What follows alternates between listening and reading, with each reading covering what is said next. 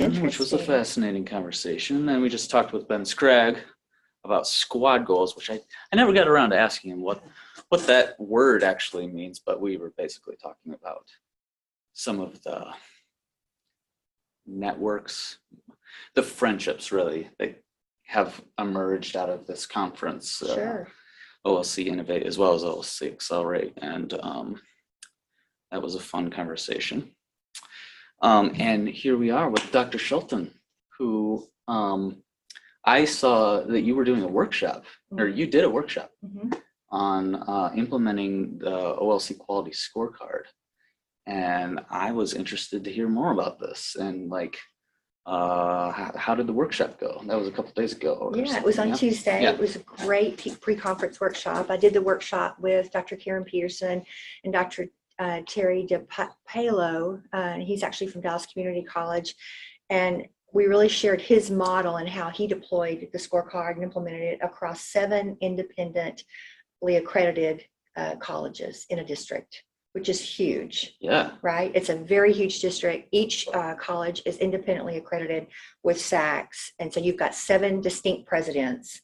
You have a chancellor of the district.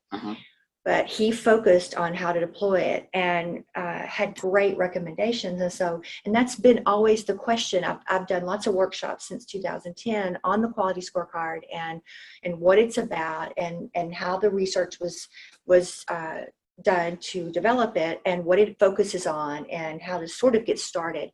But I've always been asked, take it to the next step. And this was that finally we got to that workshop where complete implementation, thoughts on strategies and obstacles and identifying the who first. Who do you need to convince or who do you need to get on board? And go ahead and identify who may be the opposition in trying to deploy this. And then make sure you know the why you're going to be able to deploy it. Why is it going to be important to your campus or to your online program?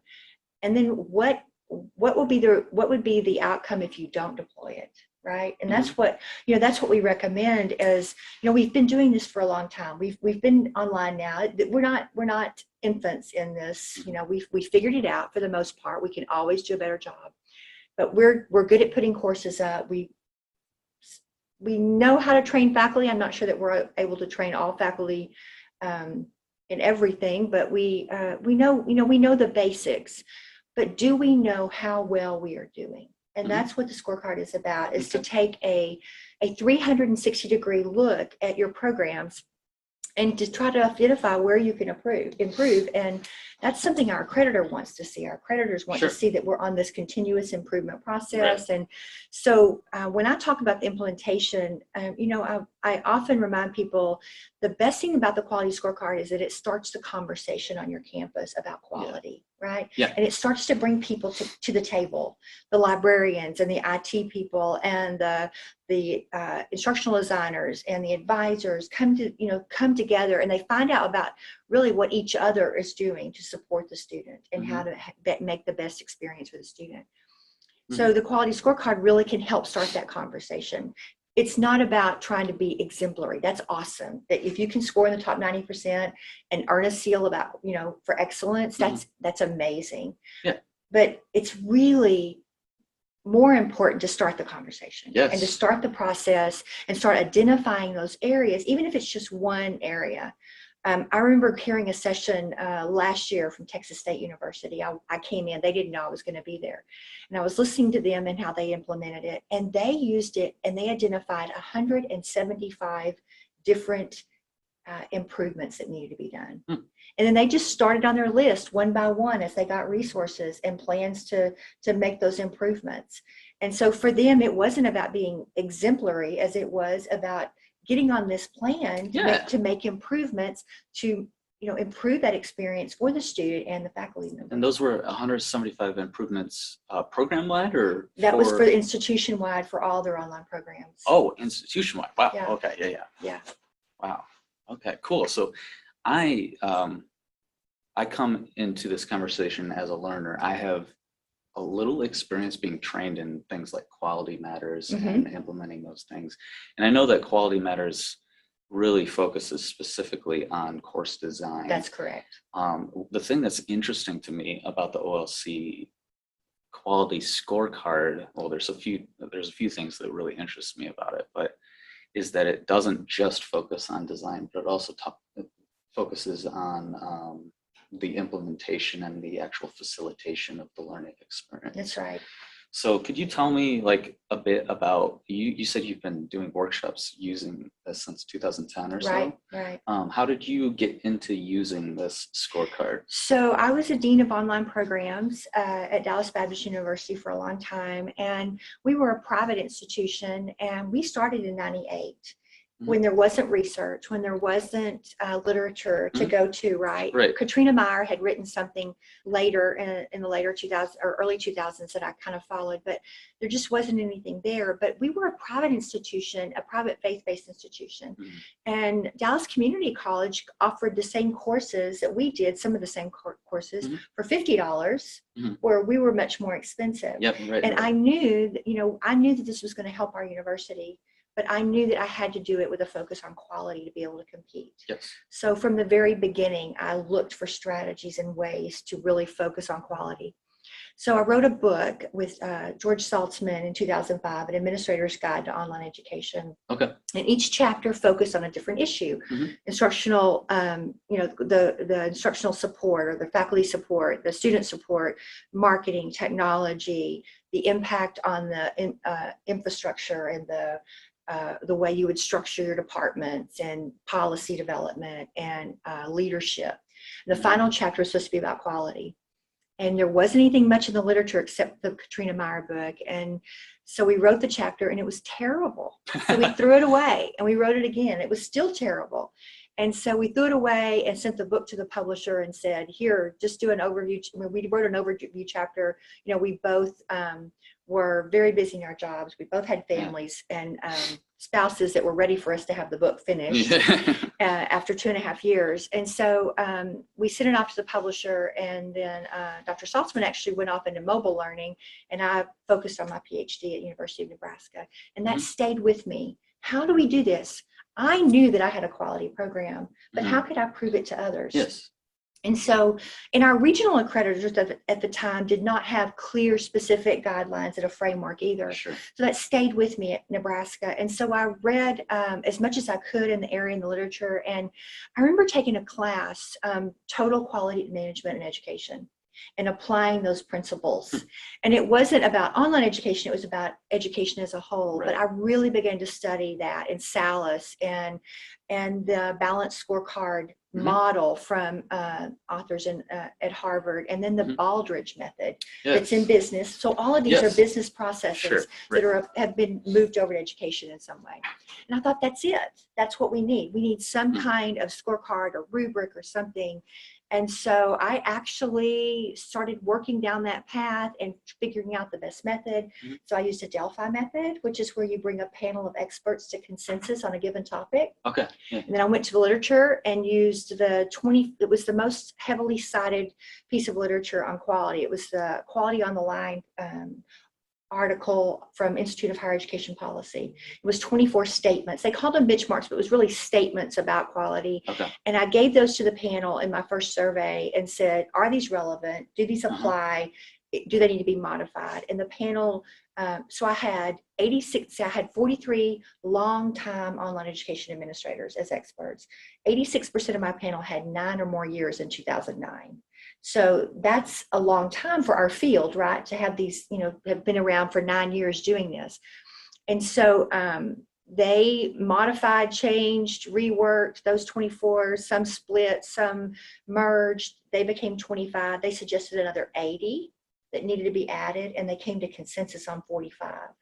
And then, so we had a 70-item rubric. And then in 2014, I went back through with another mini panel and looked for clarity, because we'd been using a little while, and I saw some things that needed to be clarified. So I took it back to the research and said, let's clarify this. And so some things got deleted, and because they were more duplicated in other areas, so it became a 75. And then we're actually on schedule to do that again this year, because OLC is committed to keeping it relevant and accurate for our field. That's awesome. Yeah, So it was fun. You know, yeah. I've become a research nerd, unfortunately. Well, or fortunately. Yeah, it's good though, but it's made a lot of impact. The OLC scorecard has been translated into Spanish and Portuguese and heavily used in Latin America. Yeah. I've spent a lot of time there working with different groups, and then it's been translated into Mandarin. And we're looking for a partner institution to norm it because we always spend time norming it in that geo. And then I will be spending time in South Africa this summer norming it for institutions in South Africa. Okay. So it's being widely used as a general process for examining quality in online education. Yeah. So somebody who is brand new to looking at this as a resource, maybe for their course or maybe for a program, what do you recommend as first steps to well, first involved? steps, if you need to convince somebody on campus that you're going to do this, you need to get buy-in, identify that who, and then identify the why you want to do this. But then I always recommend, because I get that question often at the workshops, and where to start. And I always recommend start in one of the categories, because there's 9 categories. There's institutional support, technology support, course development, course structure, teaching and learning, social and student engagement, faculty support, student support, and evaluation and assessment. And I always tell everybody, stay away from the evaluation assessment category. That's where you're going to start identifying data sources and how you're going to look for the measurements. But start with a category that you think you're really strong in. So if you think you're doing a really good job in technology support, then start in that area. Work with the technology group, find out all of those benchmarks that are being used and quality processes that are being used, and your disaster recovery plan, all of those things that you need to know. Or if you feel like you're doing a good job in student support. Because if you start in an area that you feel like you're the strongest, you're going to less likely ruffle feathers, right? But start that quality process and start to get buy-in and show people that you're doing this not to beat them up, not to say we're really doing a bad job, but just for looking for ways that we can improve. And then I always remind everybody, this is going to translate to your accreditor reports, because we're all supposed to be writing up continuous improvement. So set a goal for one of those categories or some of the indicators that you're going to move the needle on the score, move it to a better. And OLC in the handbook that goes with the quality scorecard that you can download if you're a member, or you can purchase hard copy. We have a rubric in the back, and it tells you what a 0, 1, 2, and 3 is for each of the indicators. So that helps as well, trying to implement it and try to self-evaluate. Yeah. What do you what advice do you give to people who come up against resistance to using this? Well, I always recommend that you try to get campus buy-in or program buy-in and bring people to the table. Show that you're committed to looking at all the areas and getting input from all the areas, that this is not a vacuum process, that you want to hear from IT, you want to hear from the librarians and hear their struggles. You want to hear from those that are working with students and find out, because this is about trying to identify things that need improving and getting them resources, tell them that you're using this to help identify things that need resources, and then we can work with administration to find resources, find the budget, find ways to solve these problems. Sure. And you had a workshop on Tuesday. That was it a half-day workshop? We have the first half of the day is about really understanding the scorecard and all the different indicators.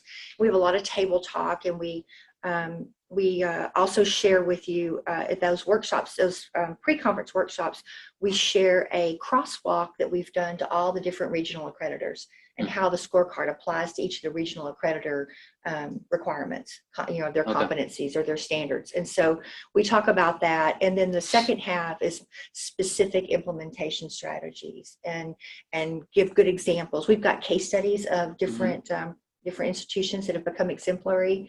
And, we've really interviewed them and talked with them and gotten their recommendations too. So we share those in that second half workshop.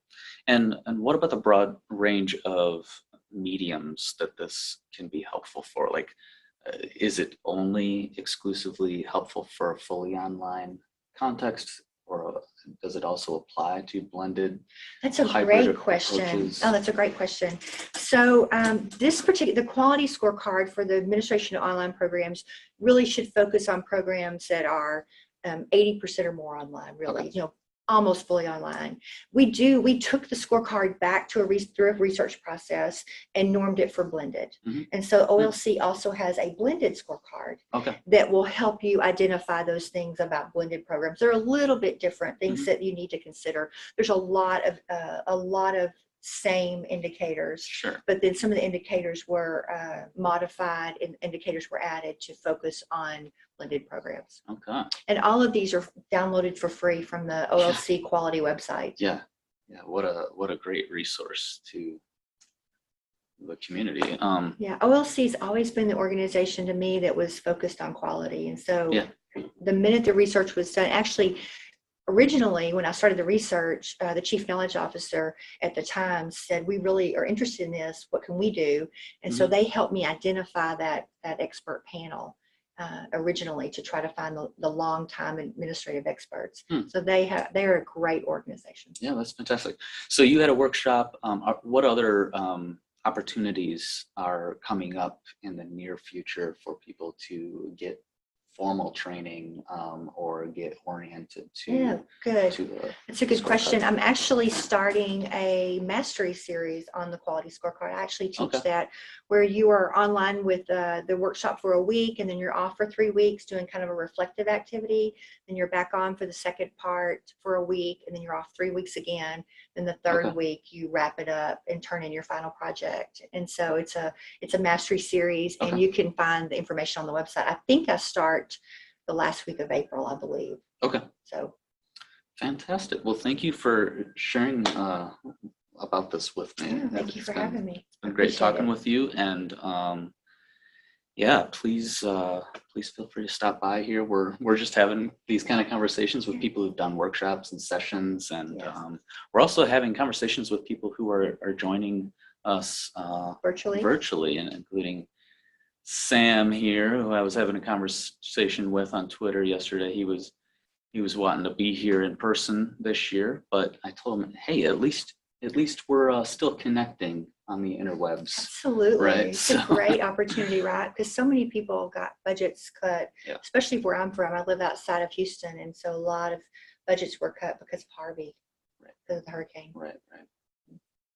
Well, thank you. And we've got a jam-packed day of conferencing ahead of us.